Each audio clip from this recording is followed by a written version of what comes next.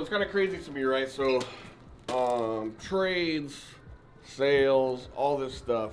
Now, I'm not calling out any stores or anything like that. The only reason why, like, you know, like you're seeing on the internet right now, Cookies and Kicks, Band LA, some of that stuff like that, Round One or something, right, Aaron, or something in LA, or no, Las Vegas, right? They're in Las Vegas. They did the mystery boxes. You're just seeing a lot of stuff lately, which is kind of negative on the sneaker market right now.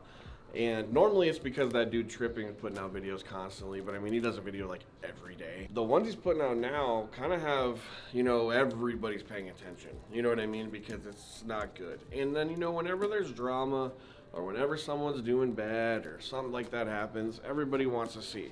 If Cookies and Kicks or Band LA posted, oh, we made $2 million last year and we're killing our $2 million last month and we're killing it and blah, blah, blah, people would just scroll by it and be like, whatever, you know what I mean? But if we hear, oh, Cookies and Kicks and Band LA are going out of business because they owe their consigners $100,000, all of us are like, oh, yeah, let's eat all, yeah, because we're horrible. You know what I mean? I'm sorry, but like, you guys, let's not, I hate how we always focus on things like that. You know what I mean? And even this video doing it, like, I want to shed light on both sides of this because I want you guys to kind of understand what's going on in a lot of these places. What happened and what they're doing is wrong, of course. But it just kind of sucks that they're getting their most, like, publicity right now and stuff when it's negative. But I kind of want to explain to you guys how consignment sucks and why literally nobody should do it. Serious, no one should do it. And I did it when I first opened like crazy. Doing consignment, in my opinion, is the beginning to the end unless you have crazy traffic, right? You can have a lot of traffic. You have a big brand. Shoots Urban Necessities, the god of sneakers, JC, right? 2J's Kicks can do it because he's in Las Vegas and he's built an amazing brand. He has super trustable, you know, just a great guy and a business model that he follows to a T. You know what I mean? I believe that his consignment rate right now is 20% and $20. And that's where I am too when I do consignments, 20%, $20. And so it's one of those things where he can do it because he has cash flow every day, right?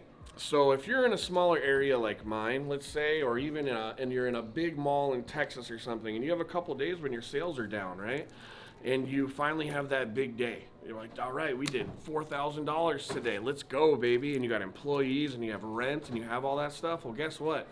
If you just sold all the, let's say you didn't sell any of your shoes and it was all consignment shoes, that means off of that $4,000, let's put math right here, $4,000.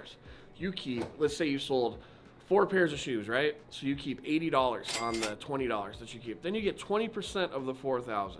That means out of the $4,000, you only get to keep $800. And you keep the 80, so $880, right? That's what you made. Say you opened up that day and you had 2 employees working. I pay my employees $15 to $16 an hour. That's what they get paid to sell shoes here. So when they are working, right? They are, so that says that's 8 hours for the day, and I'm open for 10 hours, right? So for those 10 hours, I have 2 guys working. That's 200, and let's go another half. So that's about, what, $300 that I had just to have the doors open that day, right? And then you think about rent, blah, blah, blah. But let's just think about that day of what it cost for me to be open was $300 plus just paid to my employees. So now I actually only made $580 that day, right? Now we have rent. Now we have utilities. Now we have to buy more shoes. Now, here's the thing, and I don't know about you, but in the sneaker game, $580 might buy me 1 really nice shoe, or maybe like 2 or 3 decent ones, and if I can get retail, you know, 3 pairs of shoes. So $580 compared to the $4,000 you brought in is a huge difference, you guys. So like, for example, these lobsters go for $600. Now let's say, dang, it looks like a super slow day. This is the only shoe I sold that day, right? $600, boom.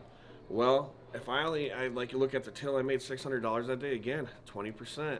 So you're going in there, and that means you made $120 off the shoe plus a 20, so you made $140 that day.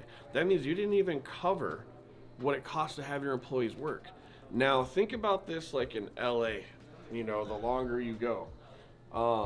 I guarantee you he probably pays his employees $20 to $25 an hour. He has way more overhead.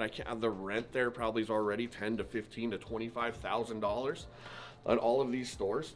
So you guys got to remember now. So he owes these consigners 30,000, 40,000, something like so much money, right? That stuff adds up, guys. When you're not like, you have to have accounts set up to where all the money that comes in is right here, and then all the money you make goes over here. And if you're not doing that the right way every day, you can just get behind so quickly. The only way you're going to be able to make it by doing consignment is if you put in every dollar that you make from consignment back into sneakers and back into your business, and you have to work. So guys like for Band LA and Cookies and Kicks, I know from experience, I would walk in there and I would see 5, 6 employees all the time, if not 3 or 4. And of course they have to have security and all that stuff. I can't imagine what their overhead would be, right? The security guards alone that they have to pay, since they're on those places, is insane. So the money that they're losing, or that they have to pay out, compared to the small little bit of money that they're gonna make on the consignment, doesn't make any sense. It makes no sense. There's no way they can do it. And I think that Urban Necessities probably is able to do it too, because he's got, like, you know, Monster Energy drink. He's got a bunch of brands. He has a YouTube channel that makes money. Along with another thing that I wanted to bring to your guys' attention. I also tell my consigners that I only want you guys to bring in like big numbered items. Like, I want you to bring me shoes that are worth $500 minimum. That way, if I am selling the shoe, I'm making something. If you don't have foot traffic, you guys, and if you are thinking about opening a store, right, just open it with what you can open it with. You don't need to worry about being just the biggest dick on the block with all the sneakers. You'll get there. You know, when I opened my store, like I said, only 180 were mine, you know, and I brought in the other consignment shoes because I thought I needed it, you know, and I kind of wish I didn't, but it helped me get to where I was. I was able to balance my money the correct way and just buy all my own shoes. So now this is like 90% all everything. If I have an $8,000 day, it's $8,000 in my pocket. And if those stores were able to own those sneakers and just do, like, you know, not having be in consignment, they'd have all that money would be theirs too. So again, I'm talking to you guys who are thinking about opening up a store. Like, I'm sorry, there's only one 2J's Kicks. Can you be a 2J's? Yeah, of course you can. But that takes time. You can't just do that right away. Don't get all these shoes and have everybody consign with you, because guess what?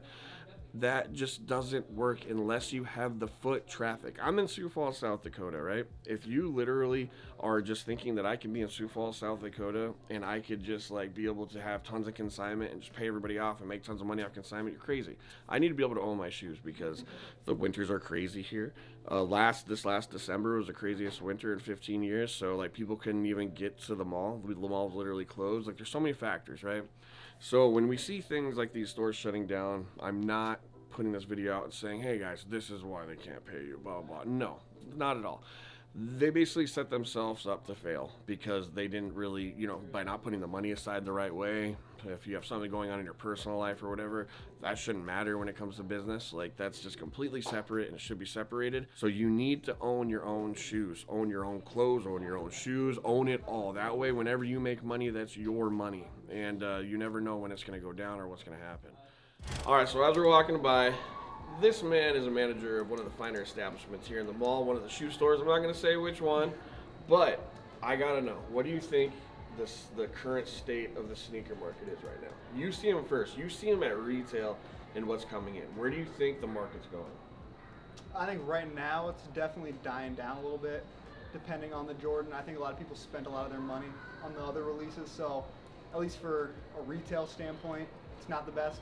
The more exclusive stuff is definitely selling, but it always will. Okay. But for the more like generic things, I mean, we had the George Green 1 sitting, we had the True Blue 1 sitting, the Cardinal 7 sitting. When was the last time you've had this many retros sitting?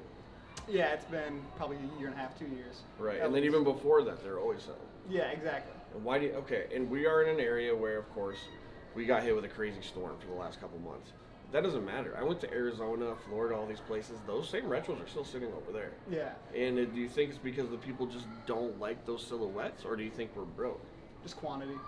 Too many. Do you think they made too many? Oh yeah, 100%. They're okay. overmaking them for sure. Gotcha. So and why? the quality's going down, so it's like you got that too. People aren't willing to spend the 200, 210 retail plus tax. So why would they make so many of the green ones and not make a ton of these? You can't overproduce your bestseller. Okay. You still got to leave some room for